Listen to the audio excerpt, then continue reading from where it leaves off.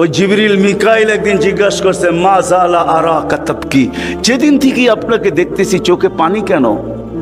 কখনো পানি ছাড়া তো দেখি না। চোখে পানি টল টল টল টল করতে থাকে, মাঝে মাঝে গড়ায় গড়ায় পড়তে থাকে। এত কাঁদেন কেন? এত কাঁদেন কেন? বসে যেদিন থেকে জান্নাত জাহান্নাম দেখা আসছি, উম্মতের ব্যথা আর চোখের পানি বন্ধ হয় না।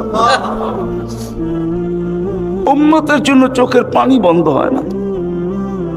আজকে ওই উম্মতকে আল্লাহ ডাকে।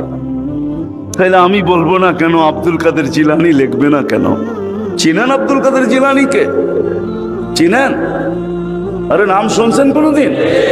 পীরানে পীর বড় পীর আব্দুল কাদের জিলানী রহমতুল্লাহ আলাইহি উনি লেখছেন, হায় ওর চেয়ে বড় হতভাগা কেউ নাই, ওর চেয়ে বড় কপাল পোড়া কেউ নাই, ওর চেয়ে বড় নিমক হারাম কেউ নাই, ওর চেয়ে বড় অকৃতজ্ঞ কেউ নাই, ওর চেয়ে বড় নিকৃষ্ট কেউ নাই। আল্লাহ ডাকলো আর আসলো না, নামাজের জন্য ডাকলো আর আসলো না, আসলো না। বলে নিকৃষ্ট কেন বলছে আব্দুল কাদের জিলানী রহমতুল্লাহ আলাইহি? কেননা শুকর সকালবেলা ওঠে